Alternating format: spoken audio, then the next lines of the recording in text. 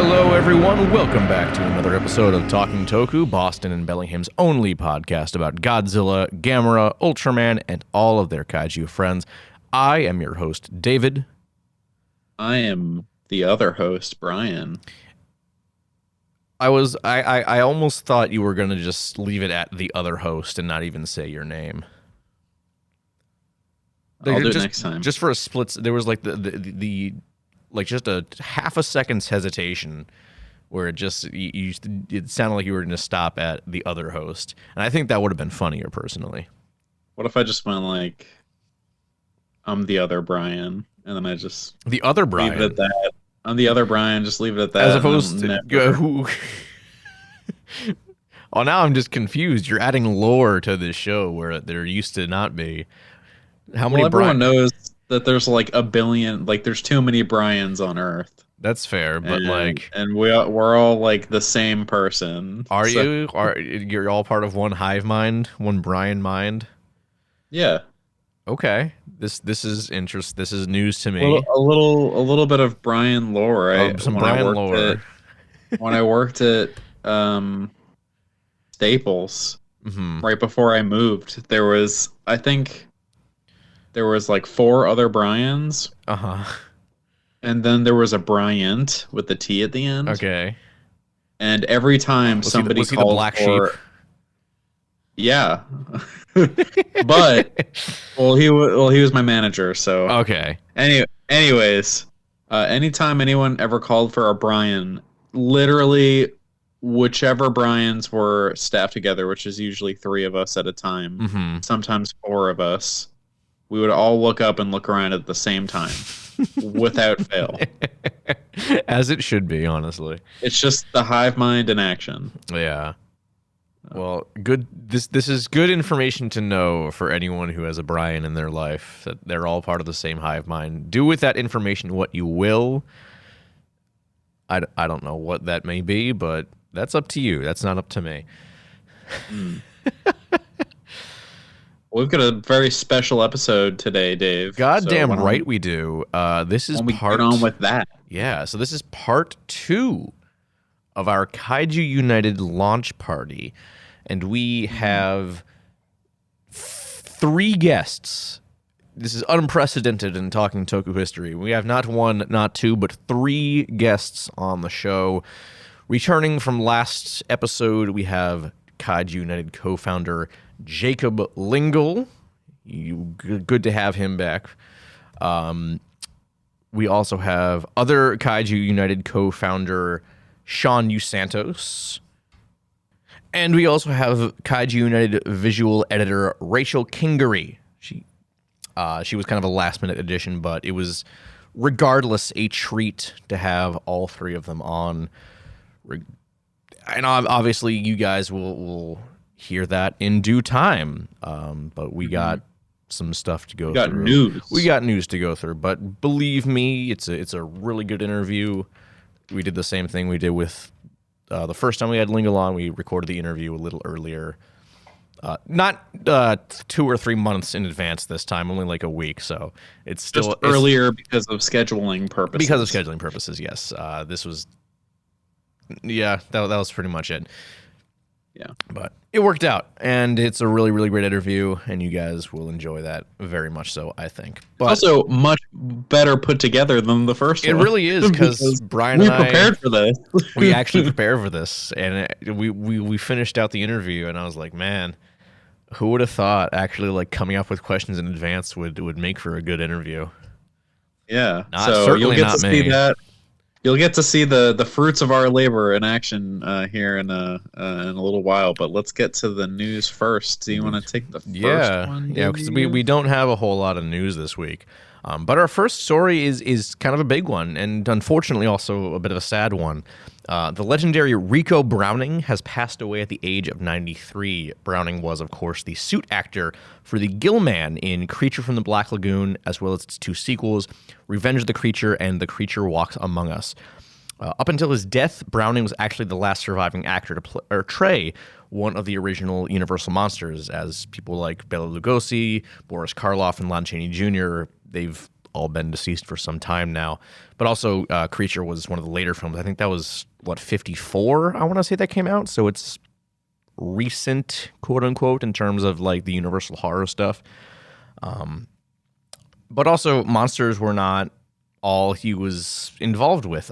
He also served as his second unit director on films like Caddyshack, Thunderball, and its pseudo remake Never Say Never Again, having directed the underwater scenes in those last two films, which, given his work on the Creature films, that makes a whole lot of sense. But yeah, it's kind of a shame. He was sort of the last bastion of those films, and he'll be sorely missed for sure. Yeah, that's a bummer. That's like an era coming to an end right there. I know, for God. really. And I want to say, just on the topic of it, shoot, what was the title of the movie? I already forgot it. Because I watched this a couple years ago, Revenge of the Creature, the second film, and this is a fun fact for you, Brian. Revenge of the Creature, while it was uncredited, Revenge of the Creature is actually where is it? Here it is. Yeah, Revenge of the Creature is actually the first on-screen role of Clint Eastwood. What? That was the first movie he was ever in. It was an uncredited role. It was like a background role as lab technician Jennings, but that was the first movie he was ever in. Or is Creature from the Black Lagoon? Is that on on streaming anywhere, or is that something you're gonna have to buy? We can find out. And by extension is Revenge of the Creature and The Creature Walks Among Us. Because the first one appears to be streaming. Not streaming. It's you gotta rent it. I assume the same that goes for the other two. Are they? I don't know why I'm thinking this, but you'd think that they'd be like public domain by now, right? No, because that's after 100 years. Never mind. Not 100 years. I think it's like I don't know. It's copyright stuff like that is like kind of weird. The Creature Walks Among Us is apparently free on the Roku channel, but the other two are not, supposedly. Oh well, that's okay. I don't have any problem with renting those movies, especially the first one. Fantastic. Yeah. I actually did a couple years ago. I can't remember what the actual overall topic of the paper was. I did a paper in college about, just kind of like the history of like suitmation in film, and obviously the original Godzilla and Creature from the Black Lagoon were like two of the biggest, early versions of that, because suitmation and miniatures weren't a thing really before Godzilla. But also Creature was one of the first big ones, at least that I'm aware of, that like utilized a full-on creature suit rather than just like makeup, like for Dracula or Frankenstein. So very good though. But yeah, it's damn shame to hear about Rico Browning. He'll be missed. Rest in peace. Definitely a good time to go back and watch those movies though. Yeah, I don't know when the last time I watched the original was. Probably when you were preparing for the birth of the greatest cinematic universe ever made. Why did I know exactly where you were going with that, Brian? It's like you're like so predictable. My go-to. Anytime there's anything that has to do with like any of the Universal monsters, that's where my brain drifts to every time. No, but they would. My God. That's why I feel like the Mummy is like cursed forever for me. Like even the good one, even the Brendan Fraser ones. Even the Brendan Fraser one's it's just cursed, because now all I think about is the Dooku. Jesus Christ. I'm sorry to hear that, Brian. Yeah. Well, anyways, we'll get on to the second and final piece of news here. New Godzilla content dropping this year. Not only are we getting the still untitled film from Takashi Yamazaki, we're getting a whole new Godzilla anime as well. No, it's not a second season of Godzilla Singular Point. It's something better. Chibi Godzilla Raids Again will air in Japan on April 1st. Is that definitely, absolutely 100% what fans wanted? You bet your ass it is. I should also mention that April Fool's Day is not really a thing in Japan. So I'm sorry, but it's happening whether you want it or not. Can you imagine the kind of crazy shit they'd get up to if April Fool's was a thing in Japan? 100%. That'd be ridiculous. You've seen their game shows. Yeah, I assume you've seen the clips from there. Absolutely. Can you fucking imagine? I think maybe that's why April Fool's Day isn't really a thing in Japan. They already get up to too much crazy shit.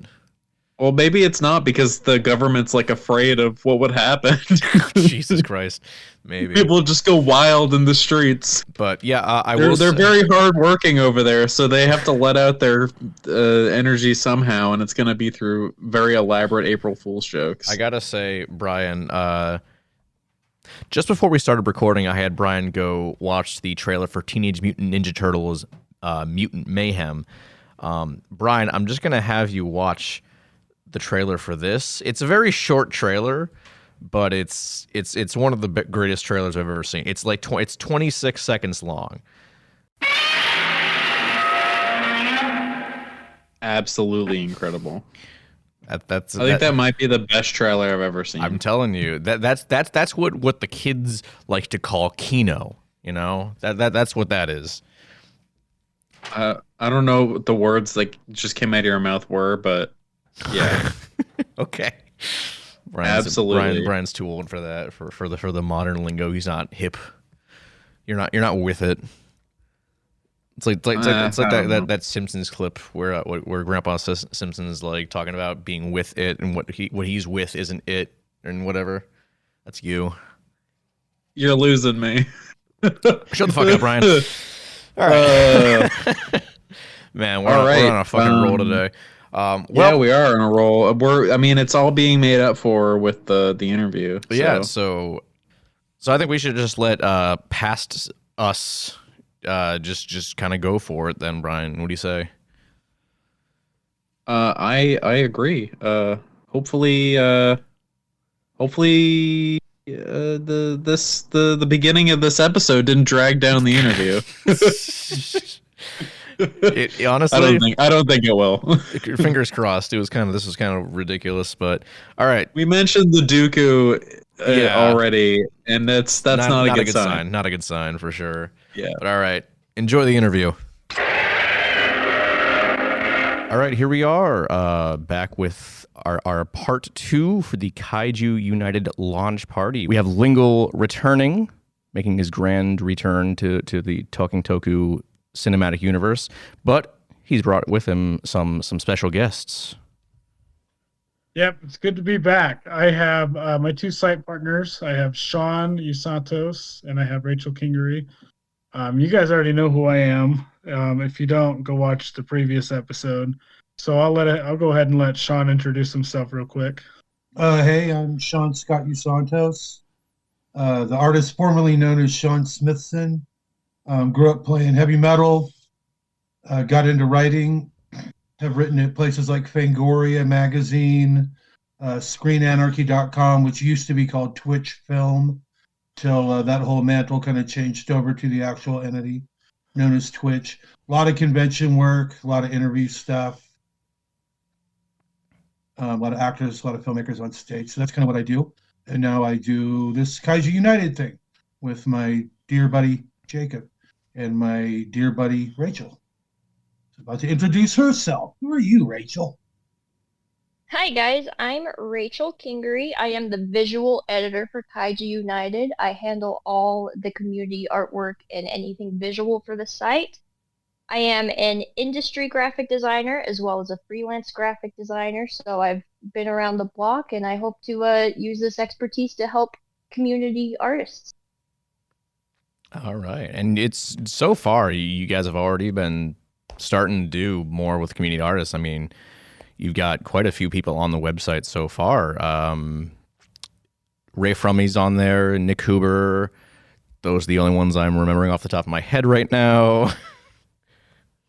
Frankie B. we've got Washington.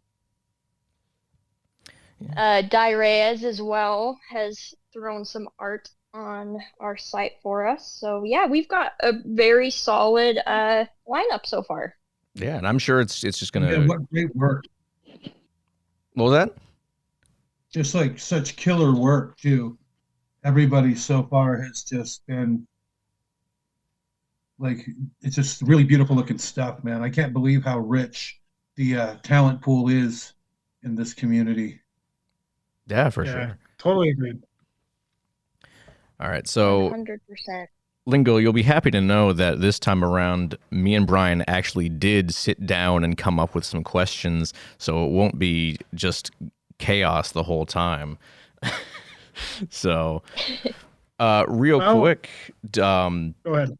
As a quick recap of the previous episode, we had you on as just a kind of a teaser for the website, and we recorded this back in November, and it's March now, and we're right as of recording, we are 5 days out from the launch of Kaiju United. How are you guys all feeling about that?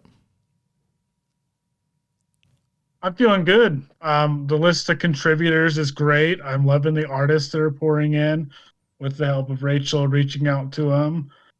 Some of the pieces that are coming about are so variously different from each other that it's awesome. You got stuff from like John Steiner about the mechanics of doing your military tactics in kaiju films and why they're incorrect, amusingly. You got stuff like the production history of Godzilla 84. You got just all kinds. There's something for everybody, and I think that's kind of my mantra for going into this site. I know Rachel kind of has a focus on the artist stuff, so I want to toss it over to Rachel. Unless you guys have very specific questions for her, I think we should take those. No, Rachel, go ahead. I mean, you were kind of a last minute addition, so we didn't have time to add any more questions for you. So feel free to just chime in whenever. No, you're totally good. Time is limited too. Sorry. What was that? Because you're on the clock, aren't you, right now? Yeah, a little bit, or I'll do my spiel. So basically, I've known Jacob for, I think my Facebook memory said 9 years today. I have been good friends with him. We have supported each other throughout various projects. When I first heard about Kaiju United, I was really excited for him, and I was 110% believed in his mission statement.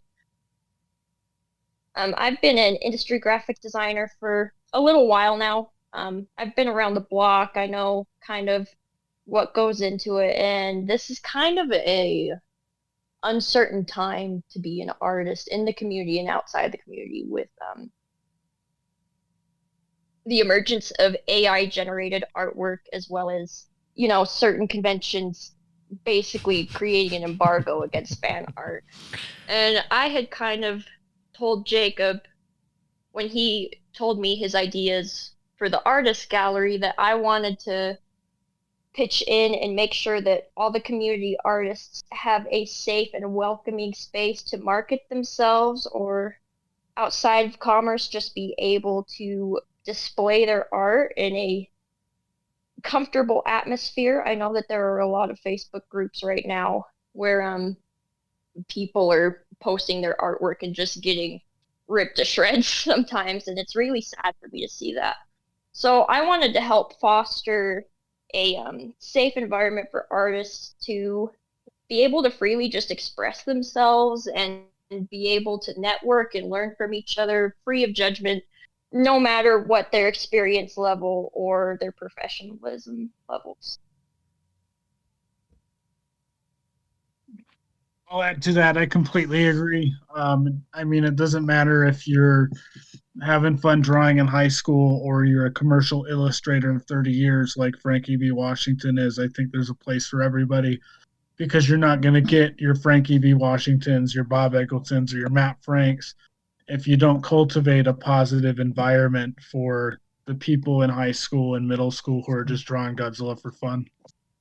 Jacob and I have a friend, Mike, and he's got a bunch of kids, and they went. Some of them went to Shin Ultraman with us, but there are these two little twins, though they're about 4. They stayed home, but the little 4-year-old, one of them, Connor, is now constantly drawing like kaiju creatures for us, and they look like the drawings of a 4-year-old, but I think it's really wonderful because you can see the enthusiasm in them. So if there's an artist who's incredibly deft at what they do, and there's an artist who's maybe not, but the enthusiasm is there, I think they're both just as important as each other. And again, as Jake said, and as Rachel believes, cultivating that kind of thing, positive critique and support can help create giants. And hopefully, these artists feel that way when they're featured in our gallery, part of the family. Yeah, for sure. And there was it's a level playing field. Absolutely. Yeah, and especially because I think like yesterday or the day before, there was some brain dead take on Twitter that I saw that was basically like, oh, no artist should be using fan art to like get their stuff out there. If you can't like make your own universe and characters and world, like you don't belong in the art world. And that just is very counterintuitive to how so many artists get their start. I mean, Jacob, you mentioned Matt Frank, like that's where he got his start, and he's like doing comics full time now. Dude, how many rad bands started out by playing covers? Exactly. It's yeah. Yeah, I mean, like you can't get better at something. Can't get better at something without like practicing and getting feedback on it. Like if you just get shut out by people who are just assholes, like you're never gonna. Well, for one, it's gonna kill your enthusiasm, and then you're never gonna get better. Especially if you stop drawing because someone was being rude to you.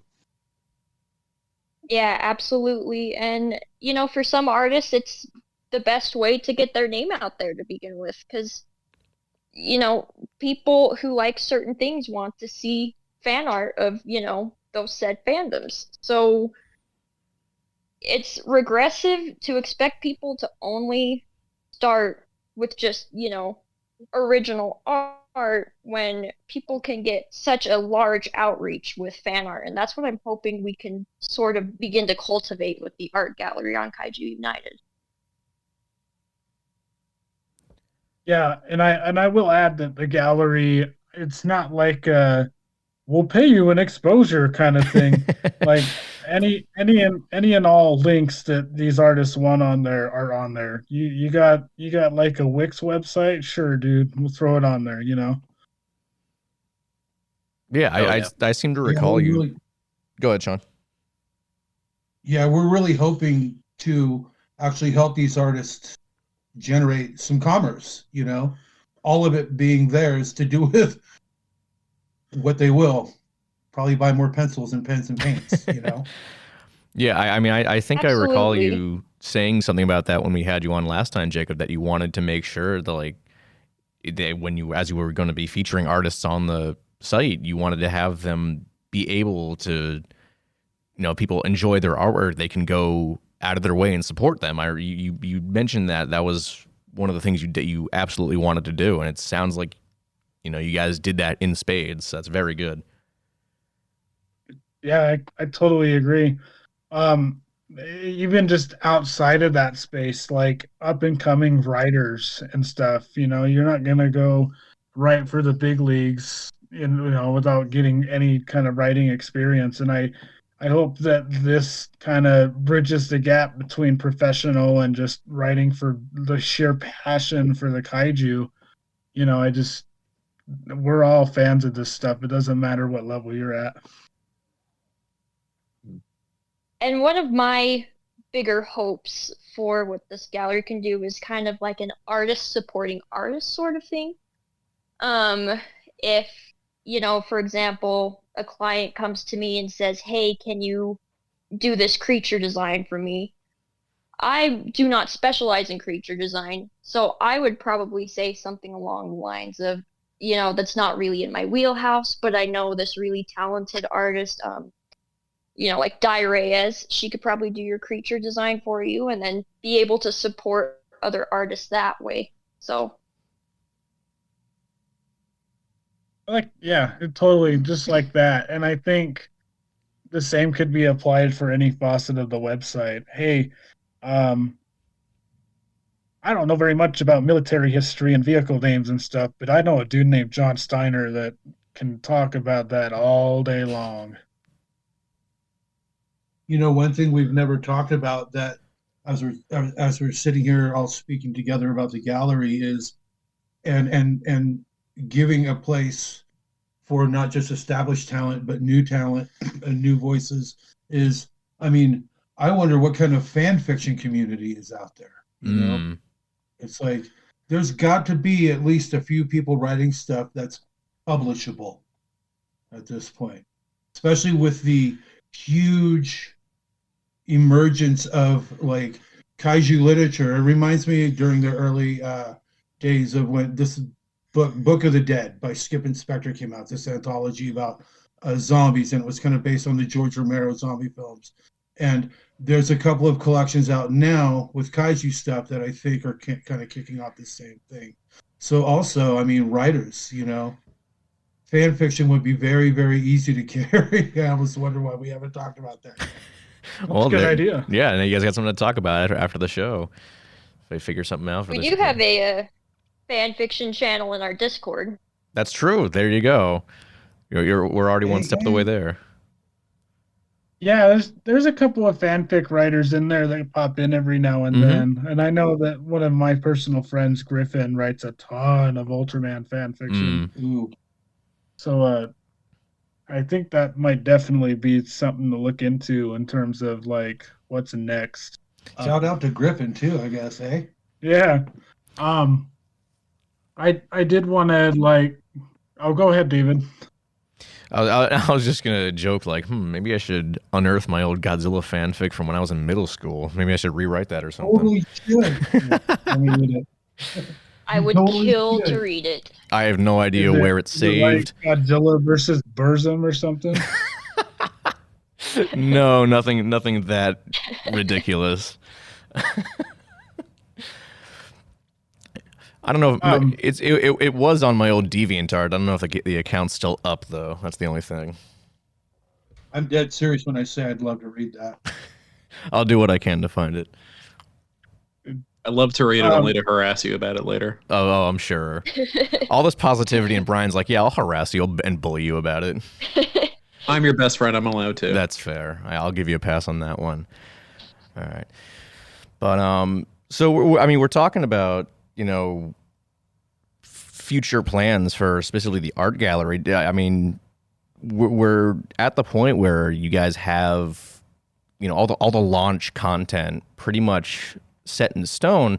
What do you guys have any other plans for kind of further down the line, like really just expanding outwards? I'll start. Yeah, go for it. You can finish what you're saying real quick. I kind of cut you off. No, it's fine. I was pretty much at the end of the statement anyways. Okay.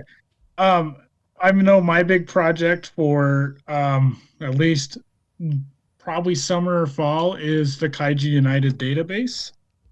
So when we review Mothra versus Godzilla, you can look at the list of cast and crew at the bottom of the review, and there will be entries in our website in-house for Akira Takarada, Shiro Honda, Eiji Tsuburaya, Shinichi Sekizawa, anything you want to know. Like kind of like how Toho Kingdom does it, but I want to go like Wikizilla levels. I want to have an in-house Wikizilla. Wow, it's kind of. Can I just ask how much like that sounds like a really complicated task? Like what kind of work goes into that? I know that WordPress has wiki add-ons, so you can just write pages as wiki pages and connect them together. but Okay. it's definitely going to take a lot of work. It's definitely it's not like a launch thing. it's like in the integrated site tools and stuff like that. Yeah, so Okay. it's a definitely a pipeline goal for me. I'll pass the baton over to Sean. What are you looking to do in the next year or so? Well, to add quickly to what you were saying about the database that we've talked about, it's particularly exciting to me too because I like a lot of types of films, and I have a really huge, far-reaching love of Asian cinema in particular.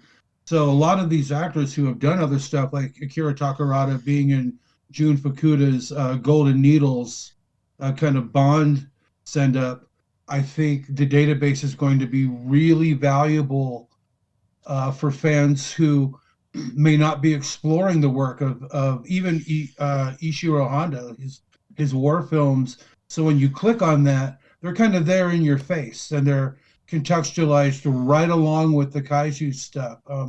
Ditto a lot of the musicians who have rolled through, like the Godzilla franchise.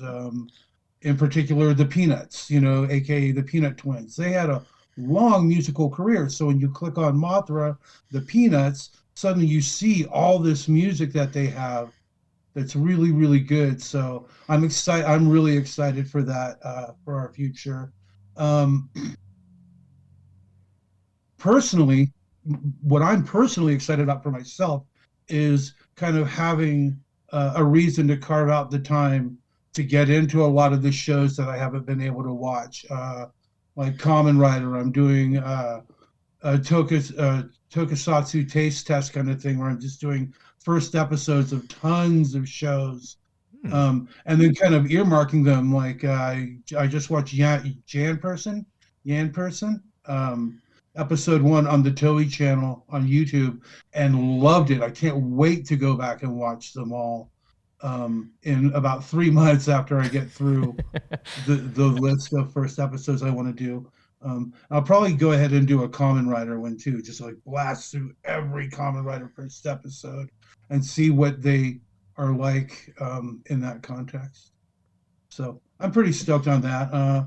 Stoked on doing the can we talk about that? I guess we can. I'll announce it later. Yeah. Well, I want to. I'm excited about speaking to people in a live context over the next few years as we ramp up. I'm excited to meet and communicate with a lot of the artists who make this stuff that I absolutely love.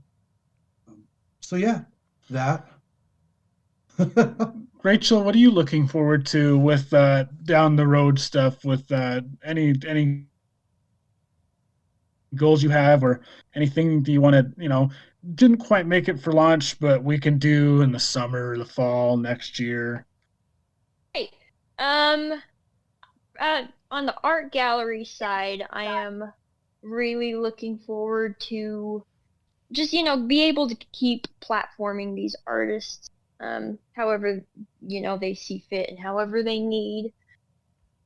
I would like to be able to create a avenue for them to sell maybe some prints or get some commissions through the site. I know that Lingle had covered that in part 1 of this episode.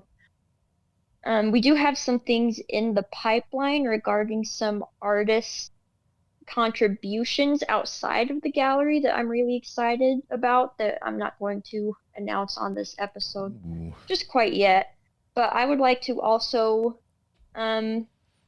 just encourage artists to contribute, outside of the gallery. And I'm hoping, we have something coming up on launch week that I am pretty excited about. I'm hoping to get some stuff going in that same vein. So just keep an eye out for that. All right. Sounds very exciting. So we asked this to Lingle last time, but I've got to ask it. You Brian can ask it. So, but this is for just Sean and Rachel this time around. Brian, take it away. So, one of the questions that we love to ask, because we love dinosaurs here on Talking Toku. What is your favorite dinosaur? Ooh. Rachel, I'm you gonna go go first. ahead and say pterodactyl. God damn it, that was mine. Okay, well, listen, hear This me is why out we're here. friends, though. Okay, This is why we're friends. This I is the shared interest thing.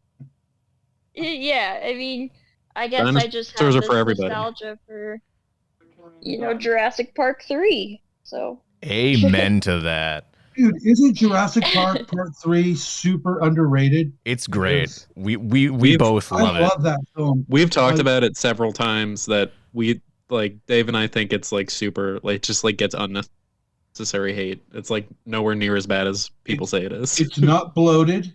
It's a lean 90 minutes. It's in and out. It's almost like a precursor to like a TV show. It comes off almost like a really great episode of Jurassic Park, the show, Mm-hmm. to me. And then, you had pterodactyls finally. You had stuff flying around, and yeah, when the one assistant gets picked out of the river after falling over the waterfall or whatever, that movie's the shit. Okay, pterodactyls. Hell yeah. Right. What's yours again? My favorite dinosaur is Giganotosaurus. Yeah, Oh, the oh my Joker. god, again. The Joker. Yep. Again. So played out. I like Giganotosaurus because I was reading dinosaur books as a kid, and I was like, dude, a dinosaur bigger than T-Rex? That's metal. Just like Alan Grant says in Jurassic World Dominion, it's the largest carnivore the world has ever seen, which I don't think is actually the case, but No, I don't think so. Jurassic World Oh. lied to me. It's I not like scientifically accurate. Spinosaurus, too. That's a good one. I don't Spinosaurus believe is it. great. Spinosaurus was my favorite. I think specifically because of Jurassic Park 3. Probably. Yeah.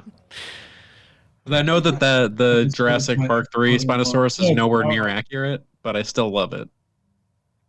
I kind of dig the new scientific look of Spinosaurus, though. I'm not gonna lie. Honestly, It's not same. good. And it's kind of weird that like that one specifically is just You know?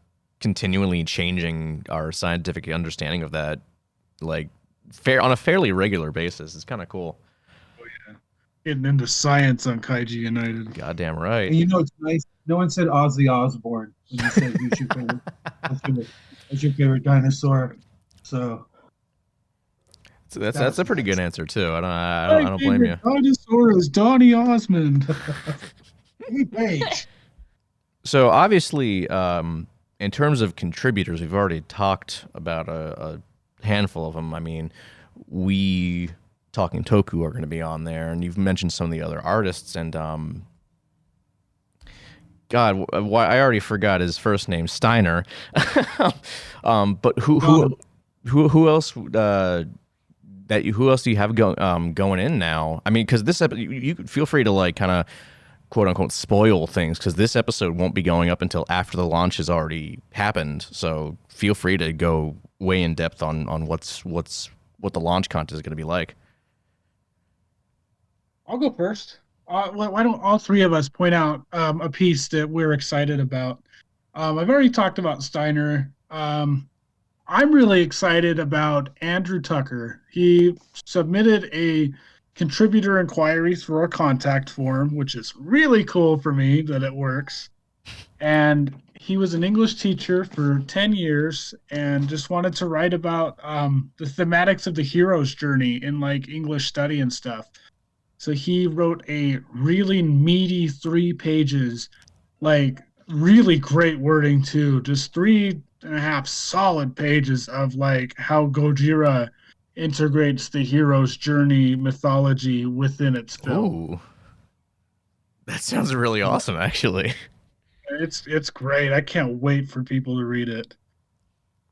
Well, a piece that I'm really, really excited about is one that Rachel's going to be working on and bringing her design skills to, and that's color theory in the films.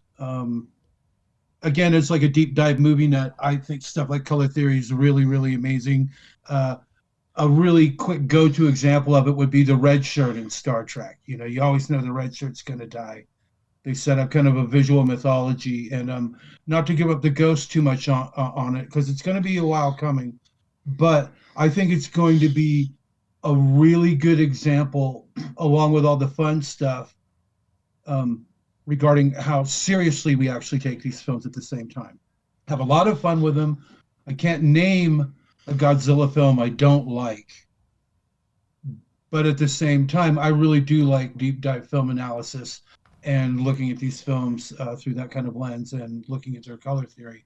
I think it's going to be really, really a lot of fun and really informative. I'm excited for that. Rachel, what piece that you're working on, or someone else has already submitted? What are you excited about? I mean, it's hard to say because I'm really excited for all of them. As far as launch goes, I'm pretty excited for Nick Huber's art tutorial video series that he's doing for us. He's going to go in depth on art techniques as well as creating character designs, and our first episode premieres launch week, and I am very excited for him to give some of his knowledge to the community and hopefully inspire others to be creative as well. As someone who is both terrible at art and loves tutorial videos, I'm gonna watch those. Yeah, they're pretty great. He's good at keeping the viewers engaged for sure. And I believe like he's an art teacher, like that's his job. So Yep. Yeah, he teaches for the school in his home state, so he definitely knows what he's talking about. for sure. So Brian, Picture of Nick Huber, I think art teacher. It's a mustache, I think. you're not wrong. You're not wrong. But, yeah, And the posture. Good a posture, piece right? I'm looking forward to personally. I think someone I can't exactly remember who. Someone had a really cool idea about like linking giant monsters back to like mythologies. Can't quite remember who that was, but I don't know who you're talking about. damn. I think we should move on. All right, whatever.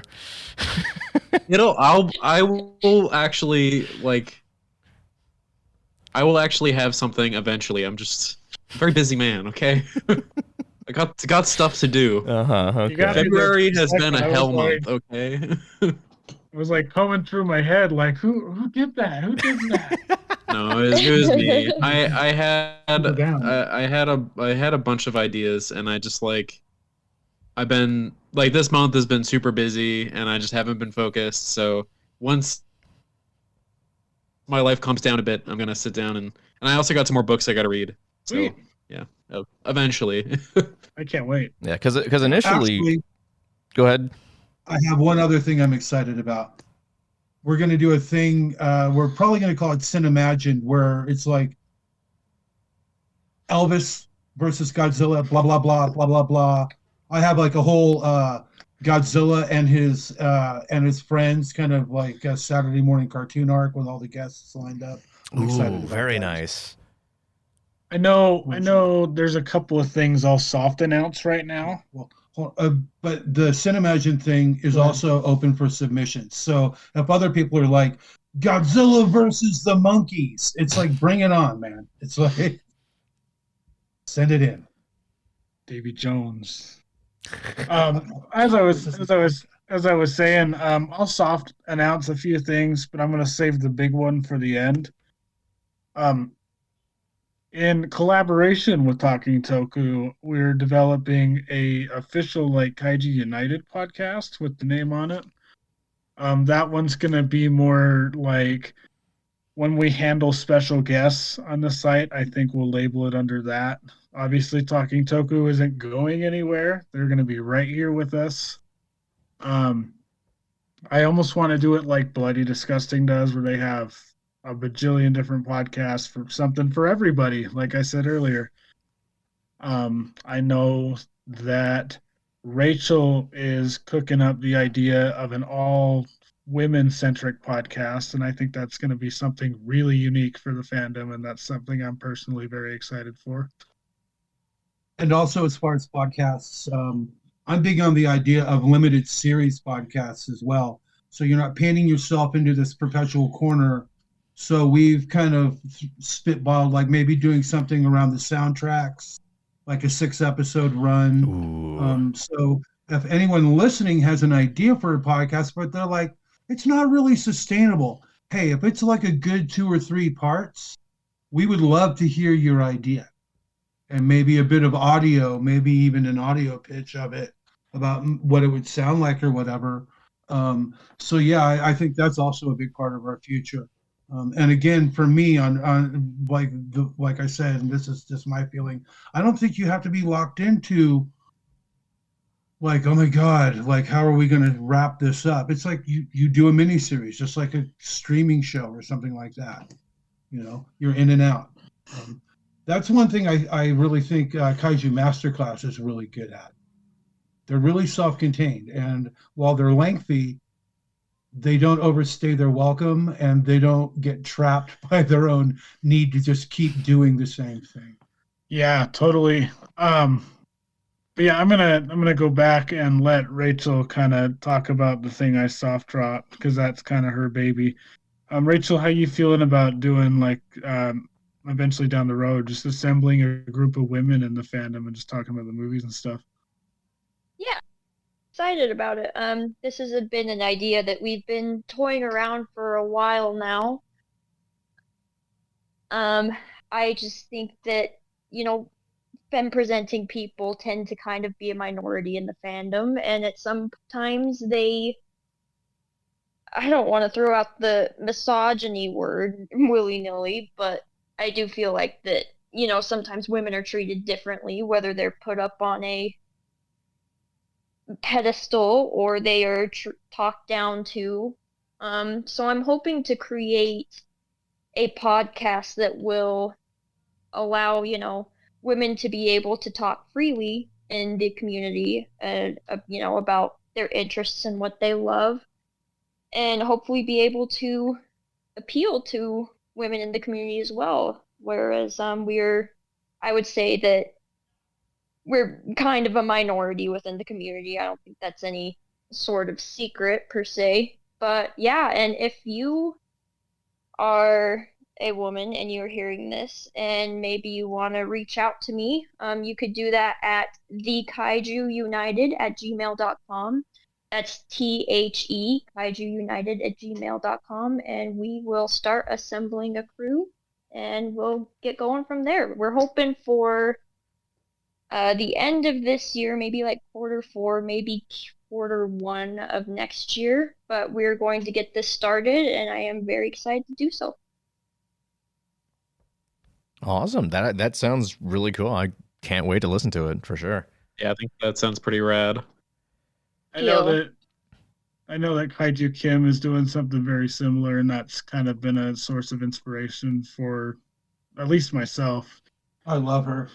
She just has a woman come on her show, and they talk about whatever they want. Power Rangers, My Little Pony, Godzilla, whatever. All right. Yeah, absolutely. She's had a couple of writers on there, and the interviews have been great. Love Kaiju Kim. Another one. I'm not getting any of the big questions, which is good.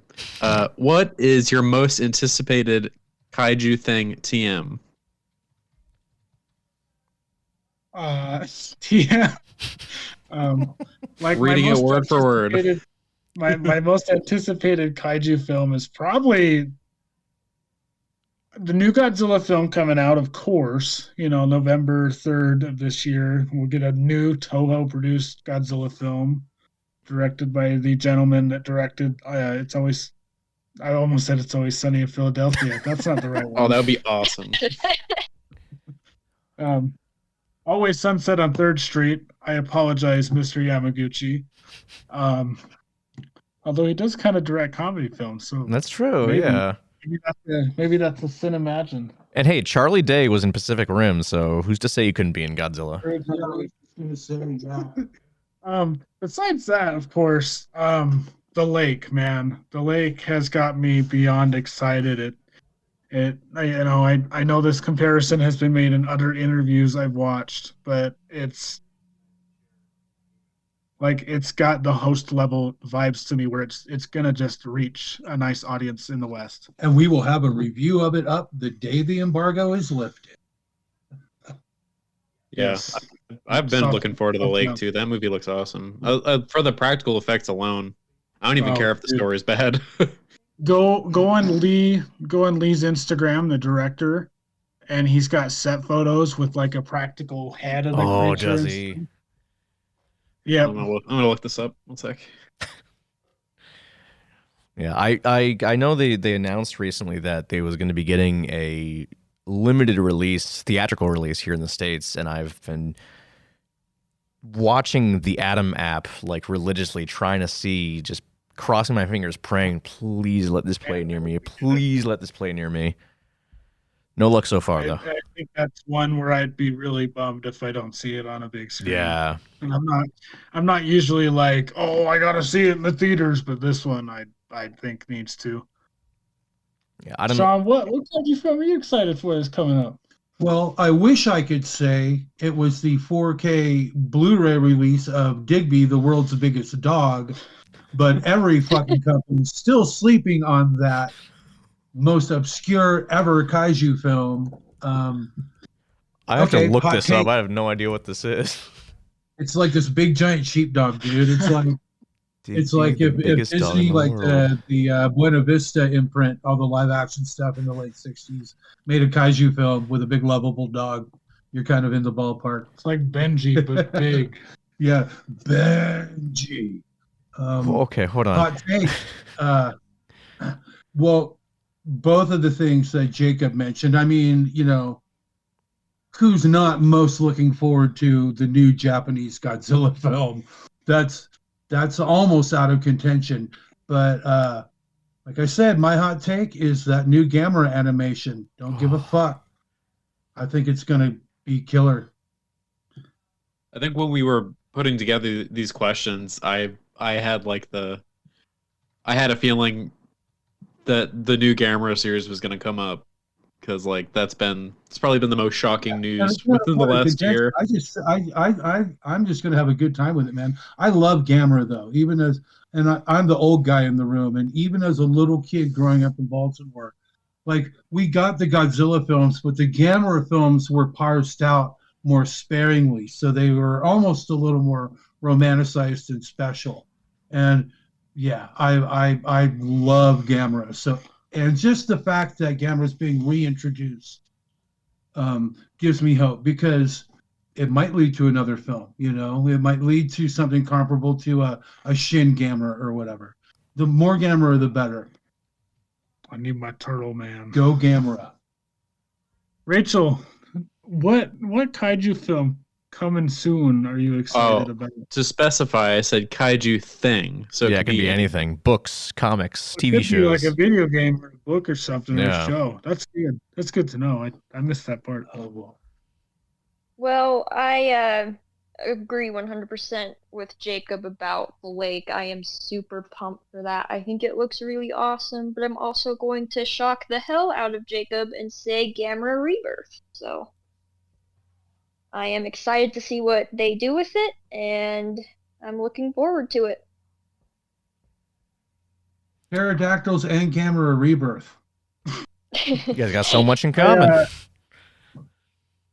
Yeah, and I mean, if you look at even just on the figure side, they have Gamera for this film, and then they have monster A, B, C, D, and E. There's gonna be 5 kaiju in this little. I guess it's a mini series. Yeah, and we know one of them is Gauss too. Yeah, one of them's got to be Gauss. You can't have Gamera without Gauss, man. My personal hope is one of them is Zigra. And I hope he talks like in the movie. Where If he doesn't talk, that's just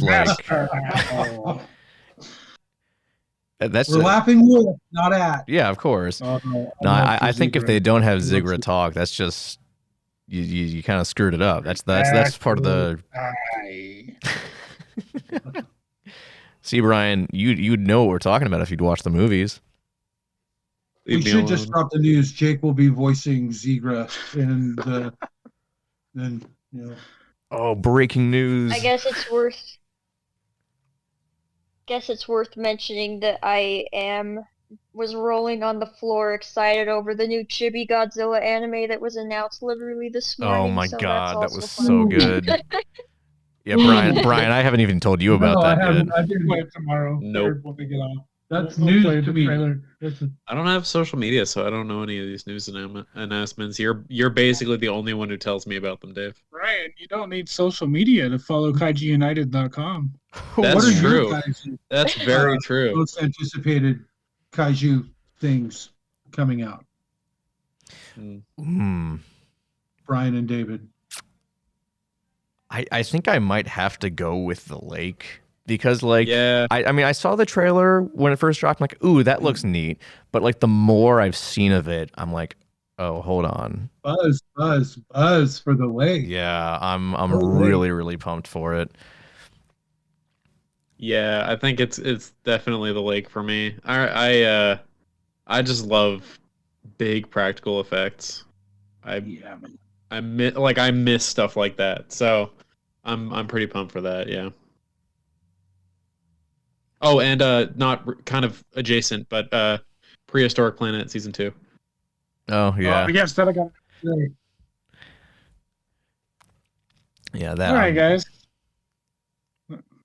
Yeah, Sorry, I'm excited for that. I'm also, since we dived into series, that Apple TV Plus MonsterVerse show is going to be pretty Yeah. dope. I hope it's really good because like I mean. Oh yeah, that was filming up in Vancouver. Somebody sent me a bunch of pictures of it, of like the set. It was cool. Can we get Ghidorah up in the MonsterVerse finally too, please? Again? He's Oh dead. no, Ghidorah. He Sorry. didn't make it. What? I was a spoiler alert, you guys. Ghidorah. Oh, Ghidorah. Okay, all right. Ghidorah. I was gonna say it's like Yeah. hold on a second. Yeah. I thought you said Ghidorah. I was like, what? Again? I'm dumb, but I'm not stupid. It was funny. There was that like that Look, one. everything's- There's like that extended period of silence where everyone was like, wait. I know. Feel free to leave that in. That's illustrative pretty of funny. everybody can make a mistake. I know. But yeah, Ghidorah, the smog monster, duh. Yeah. Yes. Oh, it's all good. It's all good. That's why I just went again? Don't make me sing the Sun song. No. Please do. Please do it. Oh, look Next at the time. I mean, hey, the way I see it, we're getting Kurt Russell in a Godzilla property. That's all I really need. Oh, yeah. Oh, yeah. Ooh. Wow. What's the question you guys have? It's just kind of a general thing. What types of content, whether from you guys yourselves or from outside contributors, like what kind of stuff do you guys want to see going forward? Whether it be art. What's the word I'm looking for? Jesus Christ. All of it, man. Whatever. What Agreed. Nick's doing. Tutorials. Oh, Jesus. tutorials.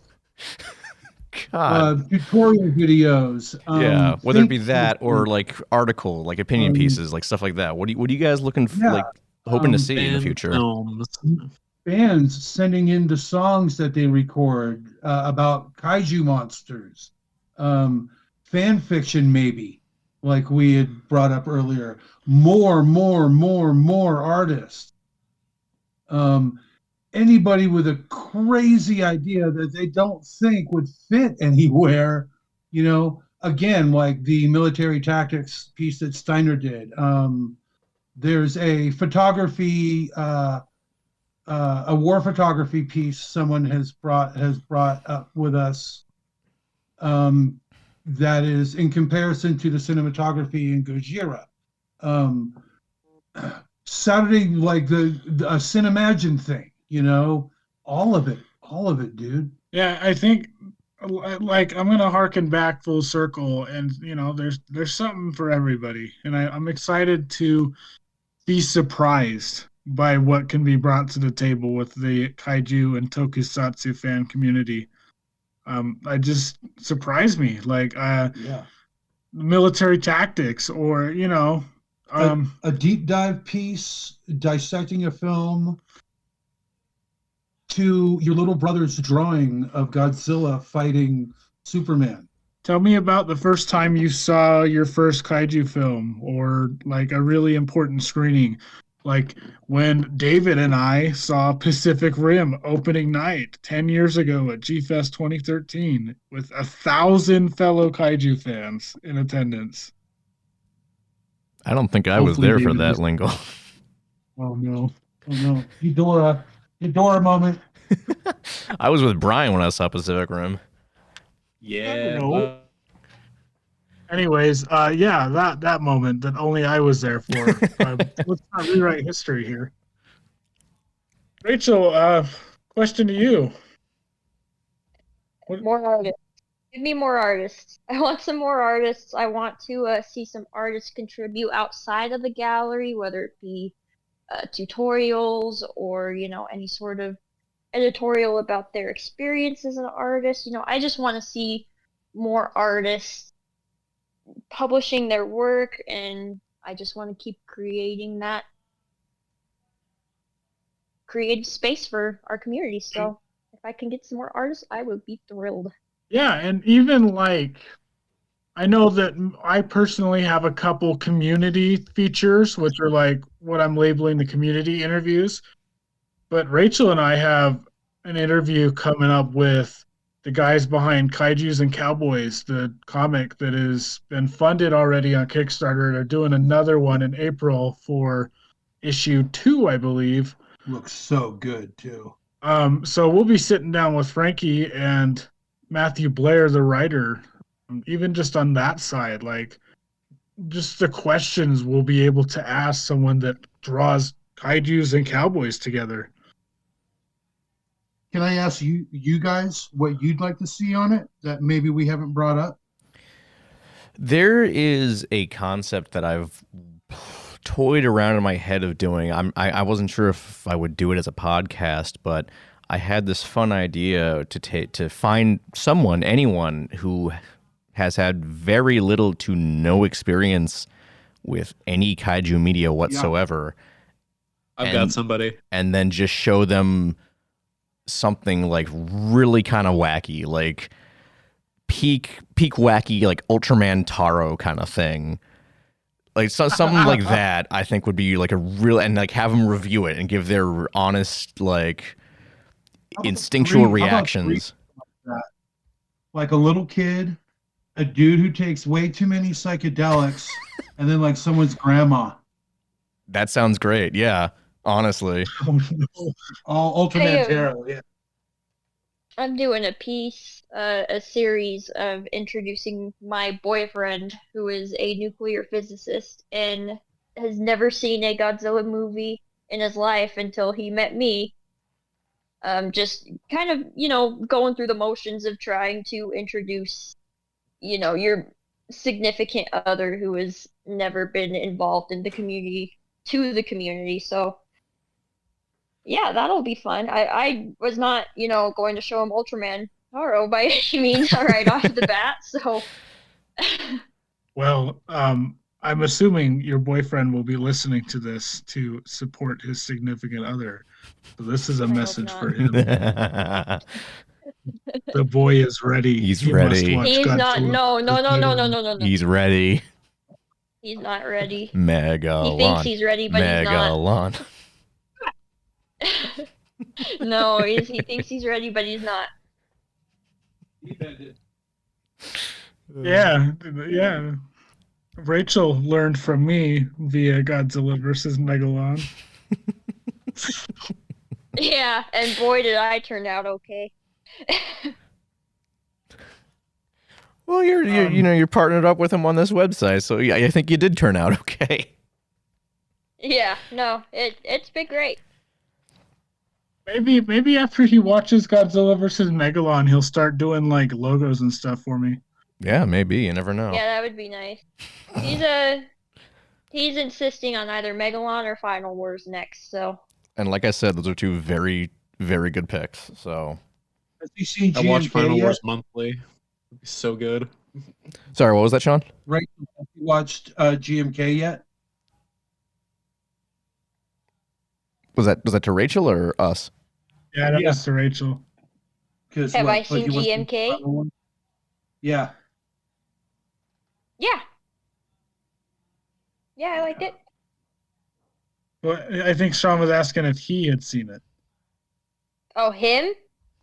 Yeah. Oh, no, he's so far we've only gotten through the legendary MonsterVerse, so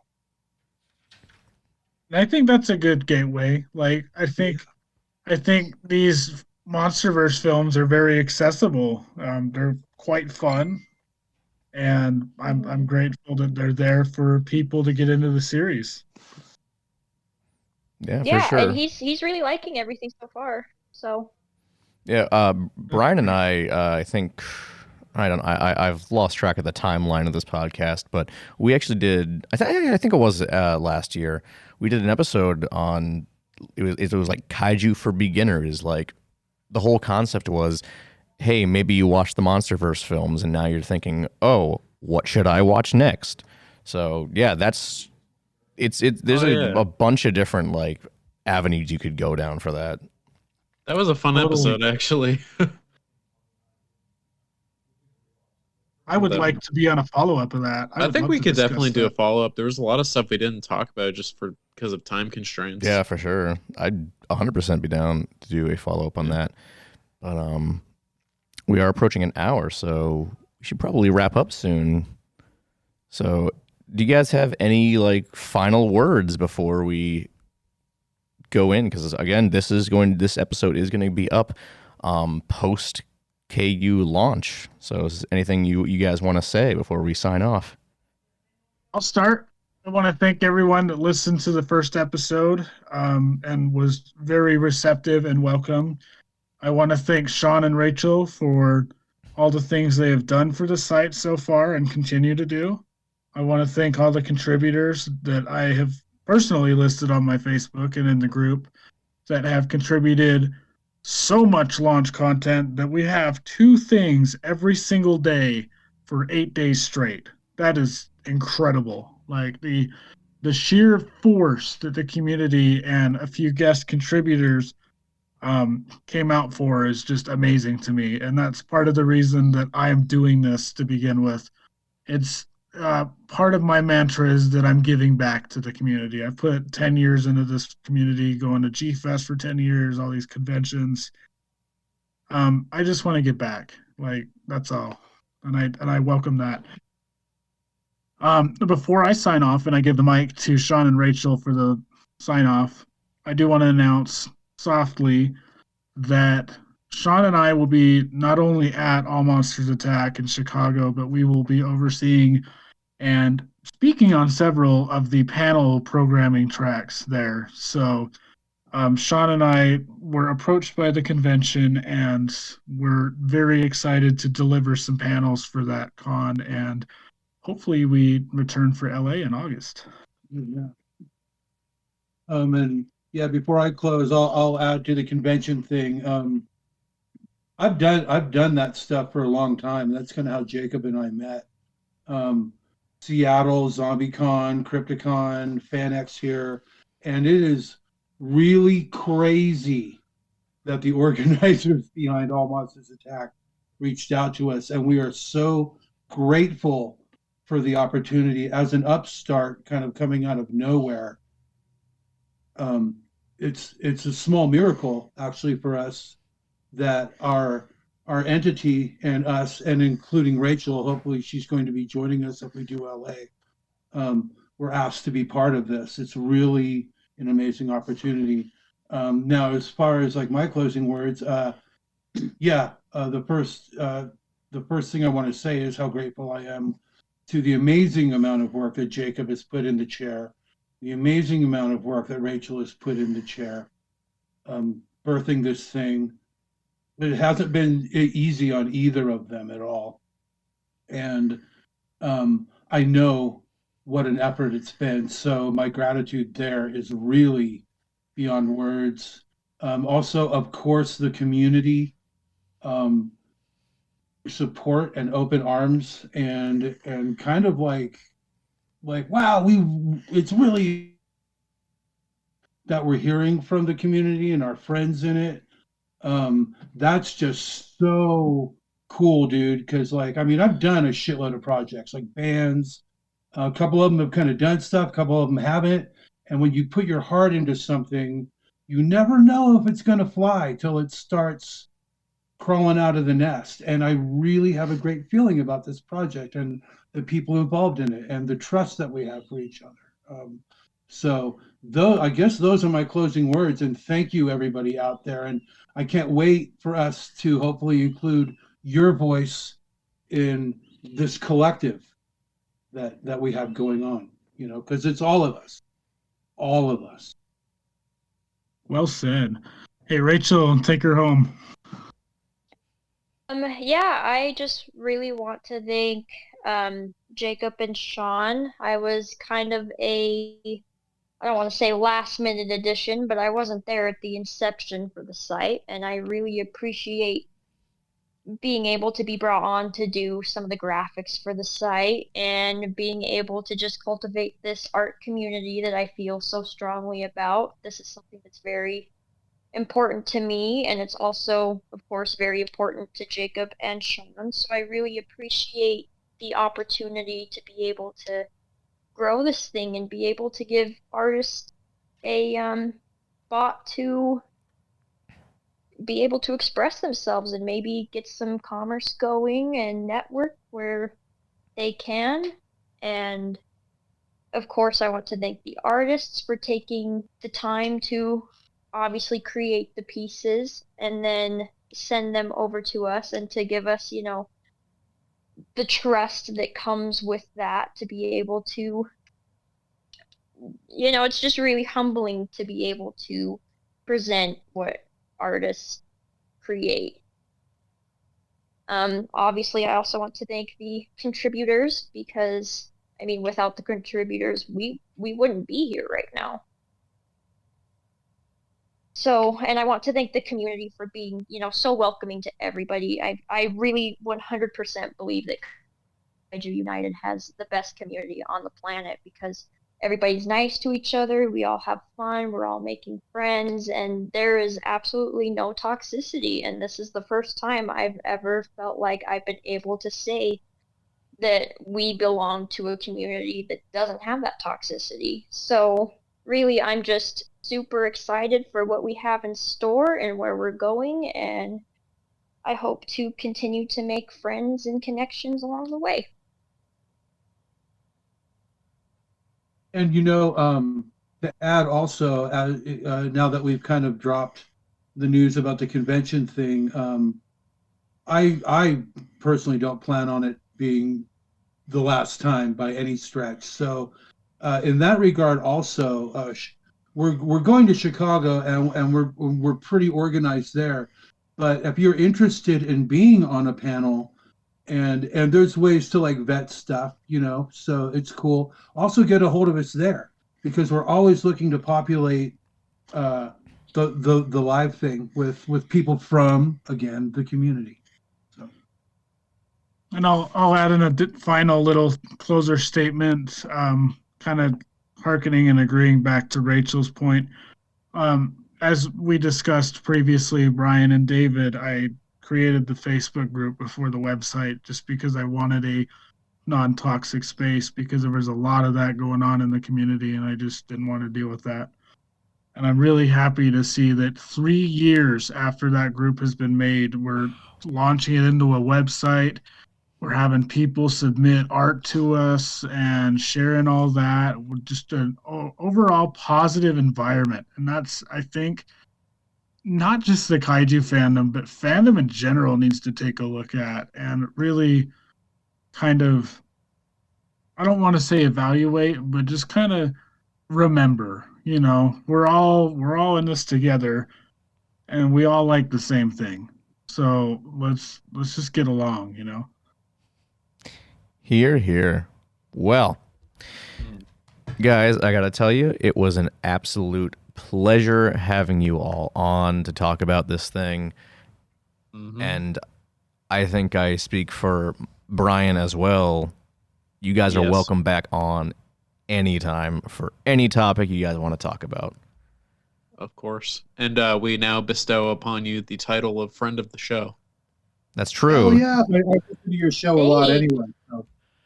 Yeah. Hell yeah. Lingle was already a friend of the show, but now Sean, Rachel, now you have been bequeathed that title. Actually, Jacob, So you're whenever we mention you, we have to say friend of the show. Yeah, and Jacob, you're the Well, first. this is the highest honor. Thank you. It's. I hope you wear the title with pride. And Jacob, you're the first returning friend of the show. So Brian, should we give Jacob an extra special title, or do we have to have like a minimum amount of appearances before he graduates? I think we should do more. I think it has to be more than 2. Okay. Maybe like, I don't know. Maybe like 10. God, all right. Jesus. All right. Okay.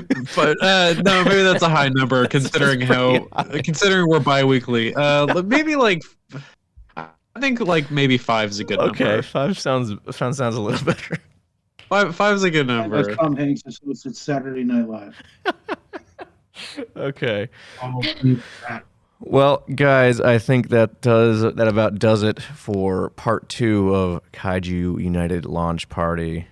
If you guys want to say one final goodbye, the floor is yours. Thank you, Sean. Thank you, Rachel, for joining me. I super appreciate you guys having a nice enjoyment of the podcast, and I appreciate you guys coming on with me. Thank you, Jacob. Thank you, Rachel, for being you guys. And thank you, David and Brian, for having us on and throwing in with us. Love it. Mm-hmm. Yeah, thanks, Jacob. Thanks, Sean. Talking Toku for president. Hell yeah. I could see that. Thanks for having me on, guys. Who's the president and vice president? We'll figure that out later, Brian. Don't worry. Yeah, All right, Dave, I'll fight you in a Denny's parking lot. Sick. Sounds like good. All right, guys. We will see you guys sometime in the future. Hey, how was that? Was that a great interview or what? Brian, don't you agree that was a great interview? That sure was a great interview. If you liked it, clap once. If you didn't like it, clap twice. All right. Cool. Oh, that peaked the mic a bit. Oops. Yeah. That's okay. I'm not surprised. But yeah. Well, I wasn't asking you, I was asking the audience. So that if the audience did it, then whoever's around them would be like, "Why are you clapping? Why are you clapping a fucking single weirdo." time?" That's fair. But no, Yeah. that was a really, really fun interview to do, and it certainly seemed like they all had a great time. And I actually learned shortly after we finished recording that was Rachel's first ever time being on a podcast. Holy! And I had to like message her. I'm like, had I known, I'm so sorry. Had I known you had never done this before, I would have like slowed down at the beginning and like told you how we were gonna do this. But I'm sorry. But honestly, I like kind of had to hand it to her because like she was a natural. Like there was no awkwardness from any of them really, which was awesome. I mean, I remember my first time on a podcast or some recording thing, and that was your show back in when you were in college. Oh yeah, the original Brian's bath time. I was real scared. So like I remember she was very like all 3 of them were like professional as hell. Yeah. Like I didn't get the feeling that any of them were nervous. No, not at all. Yeah, they were all really great. I mean, Jacob, like we said, he was on the last episode with us, so he had a little bit of experience with it. Sean definitely has experience doing stuff because he's done panels in the past, as he mentioned. But yeah, no, they were all fantastic, and that might be one of my favorite episodes we've done in this show, Brian. I don't know about you. I think so. I mean, I always love doing interview content because, it was really interesting talking to all of them about the site and, what they're excited about. And, it's just cool having people from around the community on. Yeah. But yeah, I'd definitely like to, I mean, I know we talked about it, but we should definitely get, one or more of them back on for review content or, whatever. Yeah. Especially, I mean, we already mentioned like having one or more of them back on to talk about the lake when that comes out. And Yes. I'd love to do that because you guys just heard it. We are very, very excited for the leg. Like that should have been painfully obvious from that interview near the end there. So Yeah. we'll see about having him back on. One of my most anticipated things. It is my most anticipated kaiju thing. Whoa. Just like you said not 5 minutes ago. Yeah. All right. Well, let's wrap this up. Yeah. Well, Brian, we still have one final segment to do. It's the what new cool kaiju thing are you checking out right now?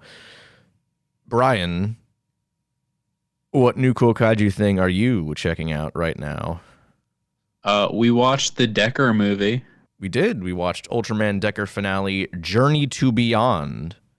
Yep. And I don't think we're going to talk about it on here, but it was pretty good. It's all right. This will serve as our kind of mini review. Yeah, it was good. No Spherosaurus though, disappointing. Yeah. And there also was a no pretty Ignis. cool alien though. There was, yeah, the main antagonist. I can't remember his name right now. I gotta look it up. Yeah, Professor Gibellus. He was a really, really cool looking villain. He had kind of a he seemed to have kind of a lot of design elements borrowed from other Ultra villains.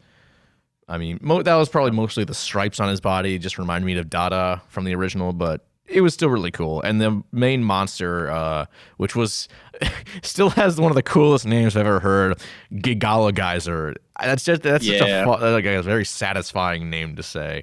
But no, it was really good. I think out of the 3 new generation Ultra films I've seen, which is Orb, and I don't remember the name of Orbs. I'm going to look to see it.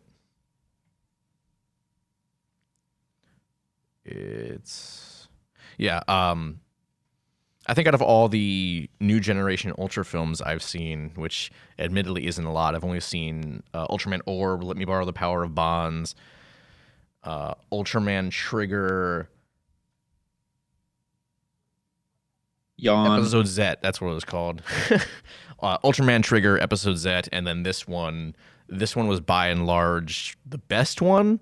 Again, not really a high bar. I actually really liked Ultraman Orb, the series, but the movie, it was just kind of boring.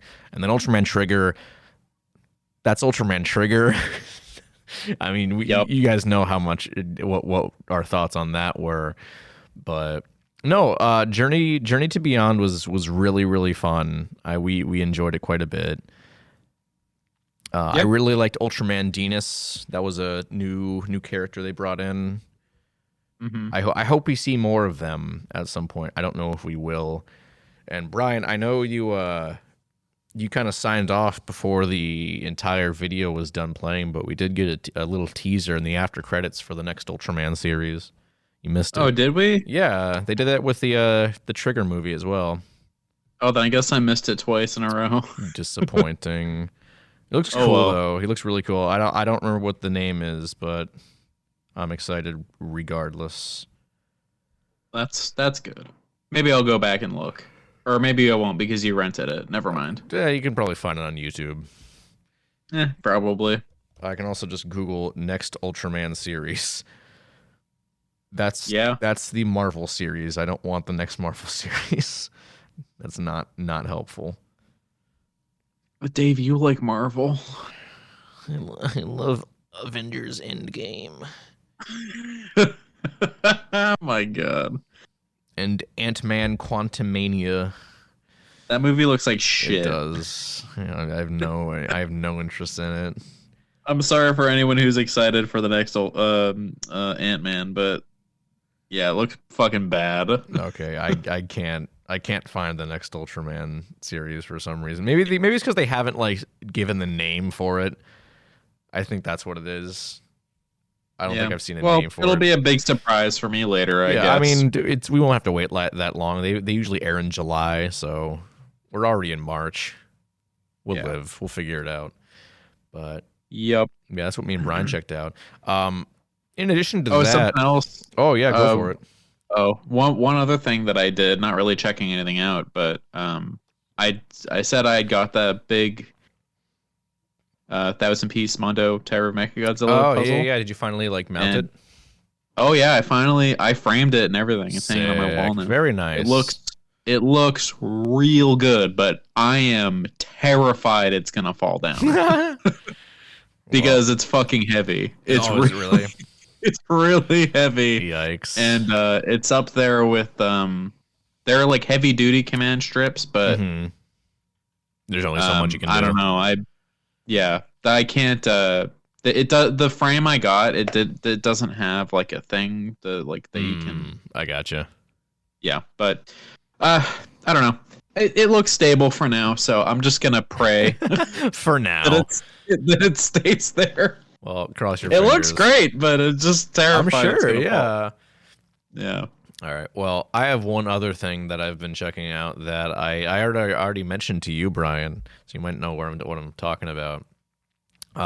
Maybe. To prepare myself for the new movie Rise of the Beasts this year, I've taken it upon myself to watch all the other Transformers films. Oh God. So far I've rewatched the first one, Transformers, and the second, Transformers Revenge of the Fallen. And let me tell you, they're not very good movies, but boy, are they fucking entertaining. Like, I'm sure like part of my enjoyment of them is like fueled mostly by nostalgia, especially for the second one. I think it is because they're not good. They're not good, but like I can't help but enjoy them. Like I think the first one is actually like a solid movie, not a good movie, but like it's solid. I think you just really like sweaty people. What does that mean, Brian? Because everyone in the Transformers movies always looks sweaty. I think that's just Michael Bay's like color grading. I think like the color grading he uses just makes people look wet. Yeah, I guess that's fair. I don't know. But no, that's all I remember from all those movies is that everyone looks sweaty. But yeah, no, I enjoy those movies. I wouldn't say I like them.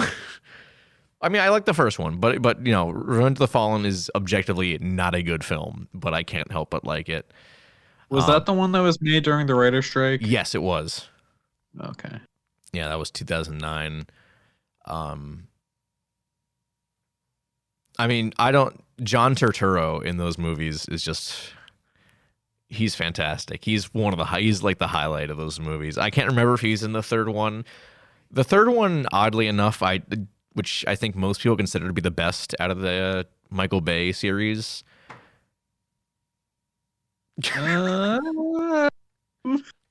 I don't know about that. That's what I've heard online. People consider Dark of the Moon to be the best, but I for some reason I never really had any nostalgia for that one. It was mostly just those first two. So whenever I get around to rewatching Dark of the Moon, we'll see how that goes.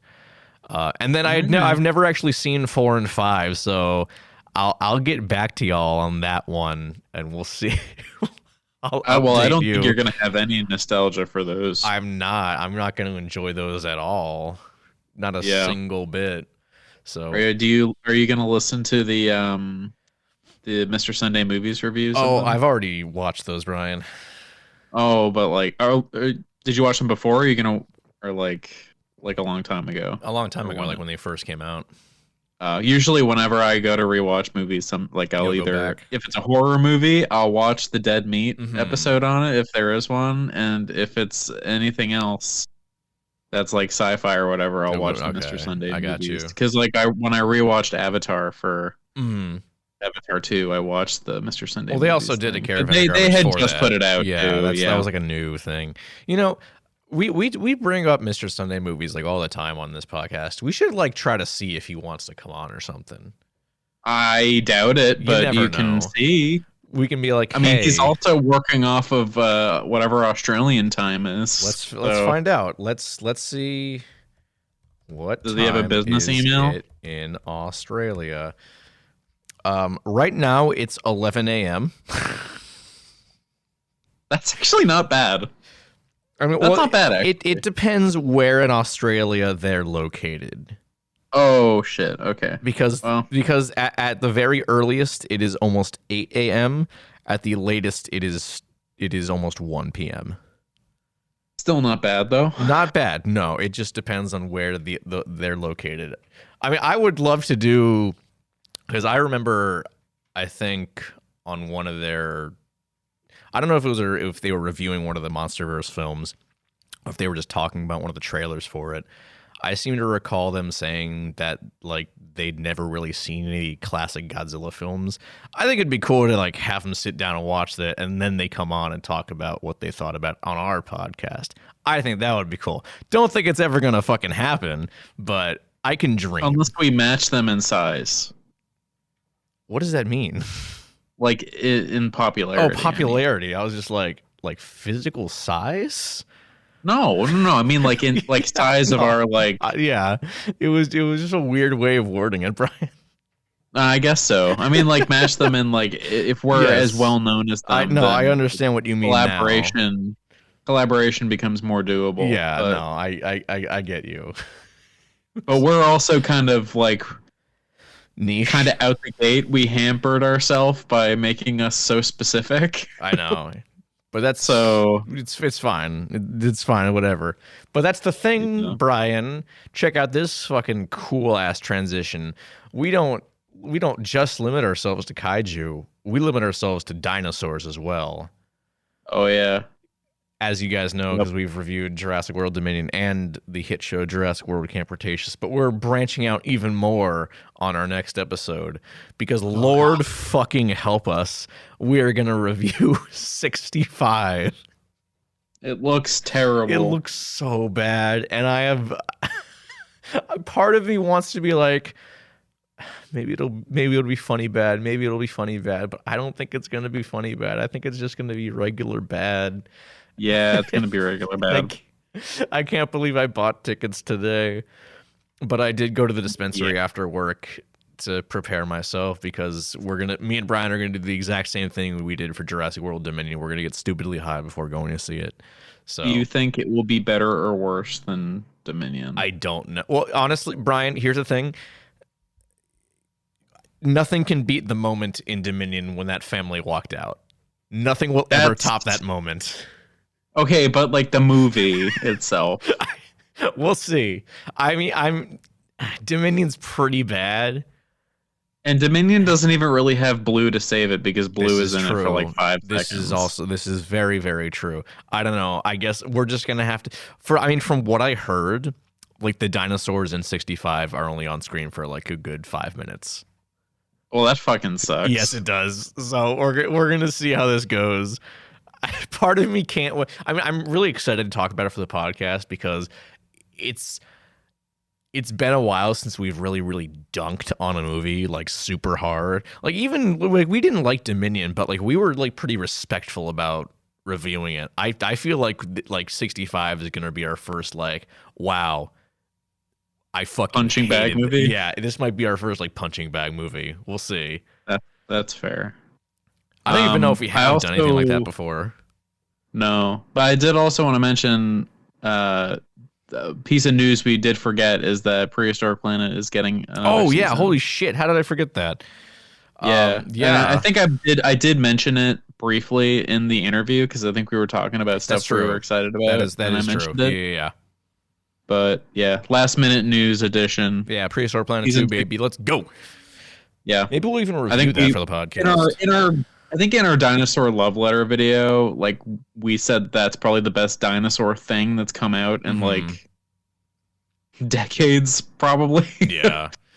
Aside from Camp Cretaceous. I don't know, man. 65 might top it. We'll see. Okay. I don't know. Okay. Yeah. Well, I think that's about it for the show, Brian, unless you have anything else to add. I think that's it. I mean, the intro and the outro were so disjointed that it's gonna make the actual interview look real good. Yeah, I know it really will. But you know what? That's what you get when you listen to Talking Toku. And hey, It's true. For any new listeners who might be tuning in for the first time, because hey, the Kaiju United website is now officially live. Hello. This has been a little podcast that Brian and I started doing a couple of years ago. We have a pretty extensive backlog. I think this is 43. 43. Yeah, this is episode 43. So you got a lot to go back and listen to if you like. If not you want, all of it is or don't, good. because the early ones were bad. Yes, yeah, not all of them are good, but we have a lot of fun. And if you liked this, maybe you'll like. Maybe, hard maybe, bold and underlined and italicized, maybe you'll like the other stuff.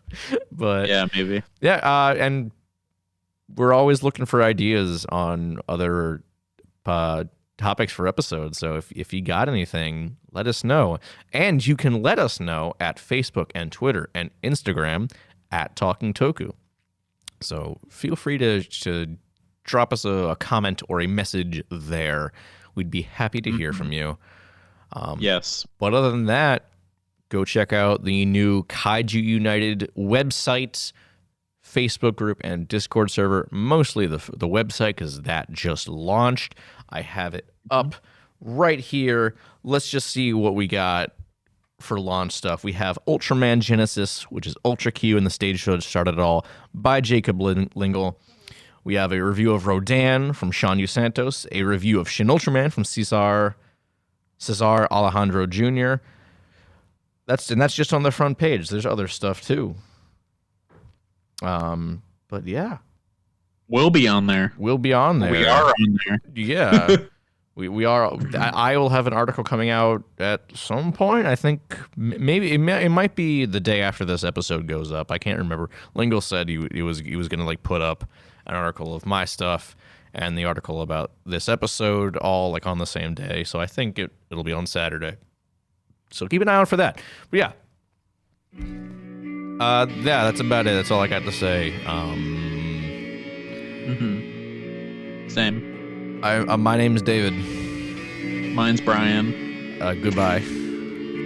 See ya. See ya for 65. Get excited, boys!